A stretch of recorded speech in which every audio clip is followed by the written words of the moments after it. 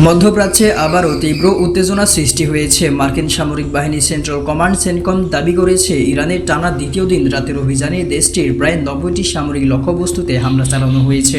CENTCOM জানায়, হামলার মূল লক্ষ্য ছিল হরমুজ প্রণালীতে বাণিজ্যিক জাহাজ চলাচলে বাধা সৃষ্টি এবং বেসামরিক নাবিকদের ওপর হামলা চালানোর ইরানের সক্ষমতা দুর্বল করা।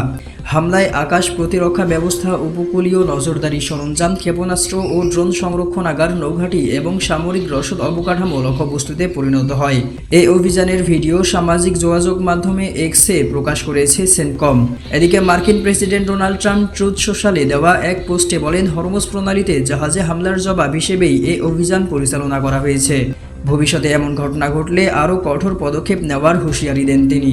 অন্যদিকে ইরানের রাষ্ট্রীয় গণমাধ্যম জানিয়েছে, বন্দর আব্বাস, সিরিক, জাস্ক, কোনারাক, চাবাহার, ইরান শহর এবং আবু মুসা দ্বীপ সহ দক্ষিণাঞ্চলের বিভিন্ন স্থানে একাধিক বিস্ফোরণের ঘটনা ঘটেছে।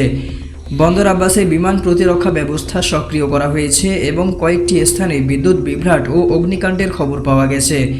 ইরান শহর বিমানবন্দরে হামলায় একজন দমকল কর্মী নিহত হওয়ার কথাও জানিয়েছে দেশটির কর্তৃপক্ষ।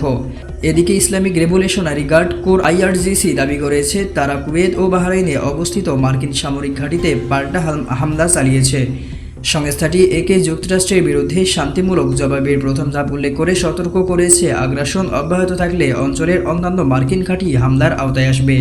পরিস্থিতির প্রভাব পড়েছে উপসাগরীয় দেশগুলোতেও।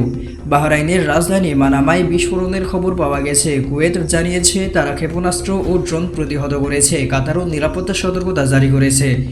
এদিকে সংঘাতের জেরে আন্তর্জাতিক জ্বালানি বাজারেও অস্থিরতা দেখা দিয়েছে। এশীয় বাজারে ব্রেন্ট অপরিশোধিত তেলের দাম ব্যারেল প্রতি প্রায় $79 পৌঁছেছে। বিশ্লেষকদের আশঙ্কা, হরমুজ প্রণালী ঘিরে উত্তেজনা অব্যাহত থাকলে বৈশ্বিক জ্বালানি সরবরাহ আরও ব্যাহত হতে পারে। অন্যদিকে ট্রাম্প দাবি করেছেন, ইরান আলোচনায় ফিরতে আগ্রহী হলেও তিনি নতুন করে কোনো সমঝোতায় আগ্রহী নন। তবে ইরানের পররাষ্ট্রমন্ত্রী আব্বাস আরাগচি বলেছেন, তাদের জবাব হবে কথায় নয়, বাস্তব পদক্ষেপের মাধ্যমে।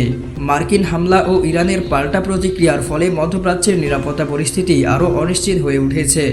আন্তর্জাতিক মহল পরিস্থিতি নিবিড়ভাবে পর্যবেক্ষণ করছে এবং নতুন করে বড় ধরনের সংঘাতের আশঙ্কা প্রকাশ করছে।